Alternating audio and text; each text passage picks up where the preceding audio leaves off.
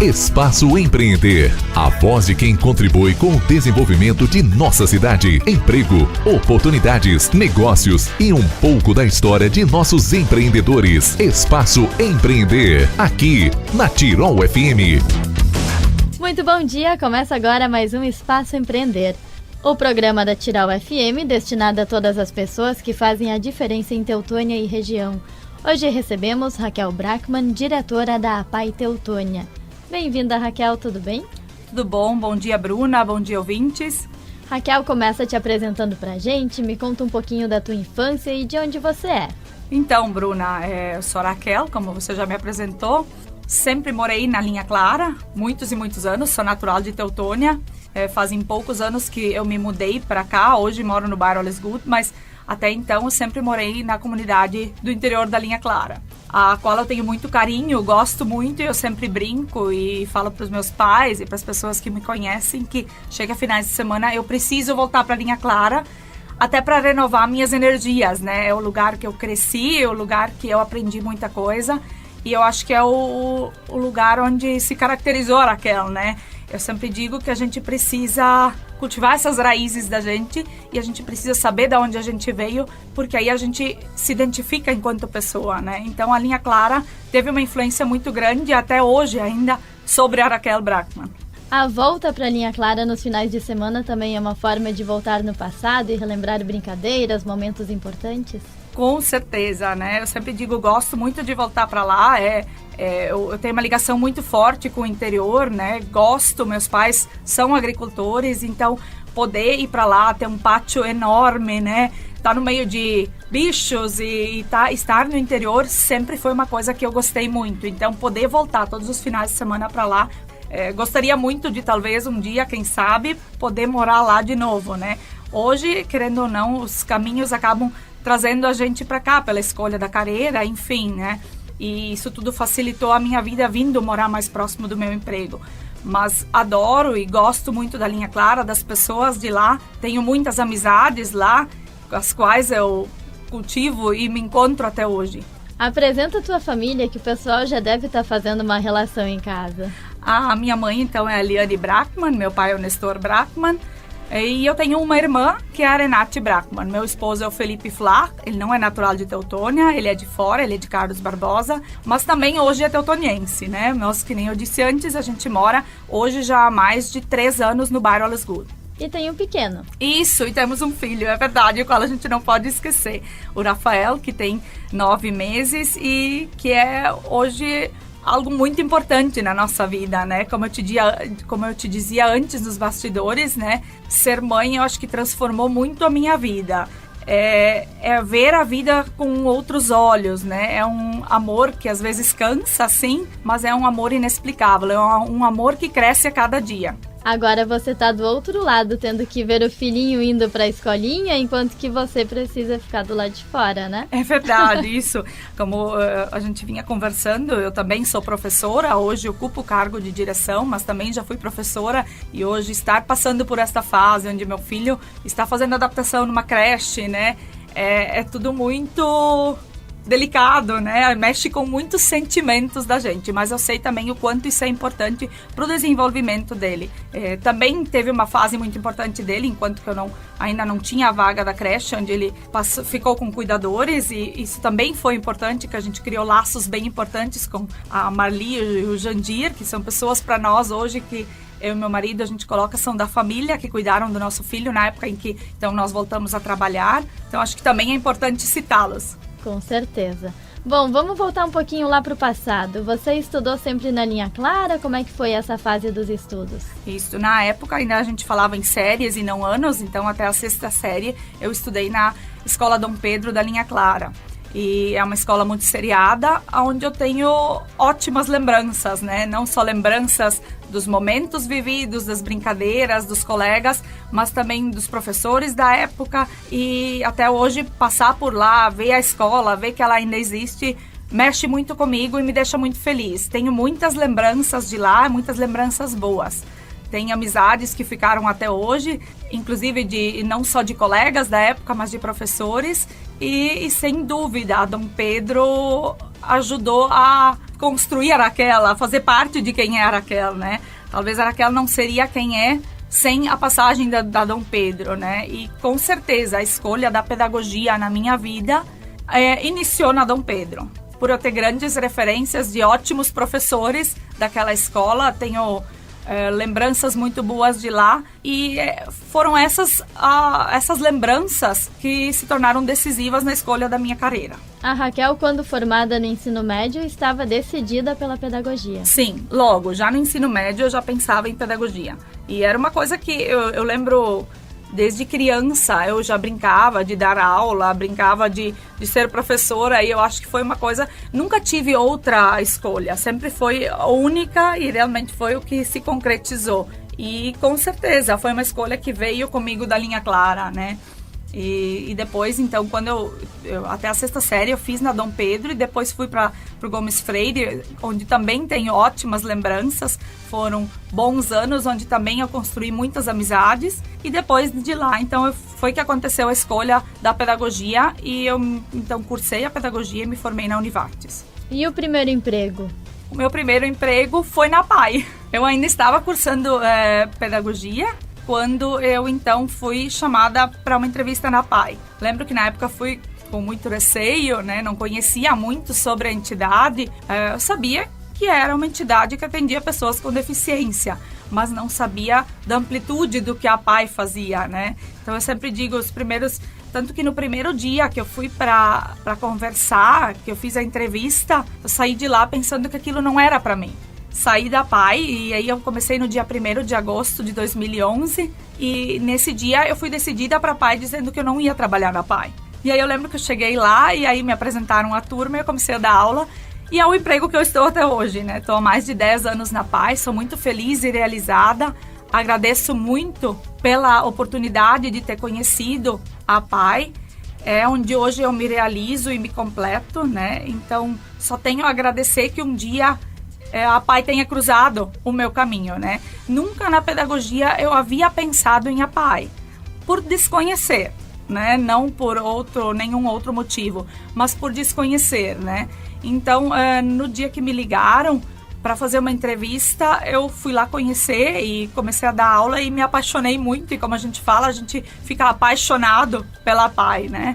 E por isso, com certeza, estou lá até hoje. Qual a tua trajetória dentro da PAI? Você iniciou professora e hoje você é diretora. Isso, eu comecei como professora, então, e depois fui coordenadora pedagógica, vice-diretora, na época a Rosângela, então, era diretora, e agora, então, este ano, eu assumi a direção, ocupo o cargo de direção. O que te motiva? Bom, os alunos. A gente fala os alunos, os pacientes, todos eles. Com certeza é isso que me motiva todos os dias. É ver o sorriso no rosto dessas pessoas, é ver que não existe tempo ruim para eles, apesar dos desafios que eles enfrentam quase que diariamente. Então, eu acho que eles são uma inspiração diária na minha vida, né? É ver que para eles não tem tempo ruim. Para eles tudo tá bom e eles aceitam a vida e o que eles têm, né, de forma muito alegre. Então, acho que os nossos alunos nos ensinam muito, Bruna. A gente aprende diariamente na PAI, né? Eu sempre digo, e eles são muito carismáticos, eles são muito carinhosos. Então, com certeza, o que me motiva hoje são as pessoas, os usuários da PAI. Quem te inspira?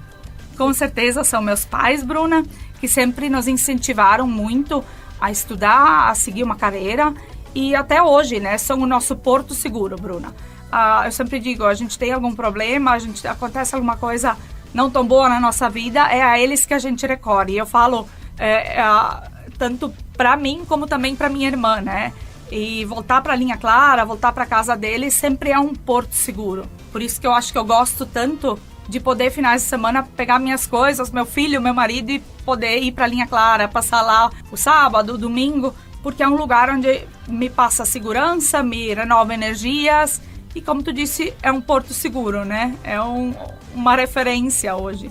Raquel, O nome do programa é Espaço Empreender e a APAI tem um procedimento, um processo pedagógico, eu diria assim, que é muito interessante e que faz com que eles comecem a empreender logo cedo. E aí eu vou destacar aqui para o nosso ouvinte compreender melhor do que eu tô falando, referente aos cartões de Natal, às sacolas de Natal, que eles já começam tão cedo a empreender, e isso é uma coisa que todo mundo deveria levar consigo em cada uma das suas áreas de atuação.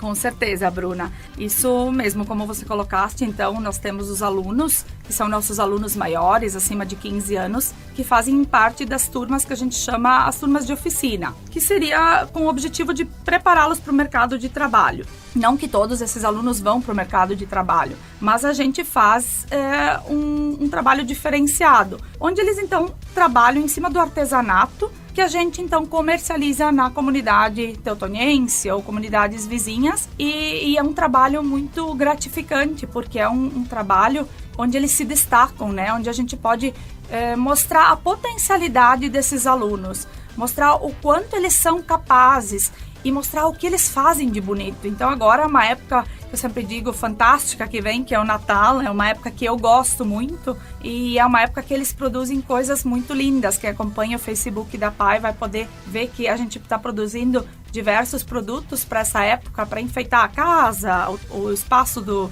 trabalho. Enfim, eles estão se preparando já há bastante tempo, né? E é um trabalho onde eles se realizam.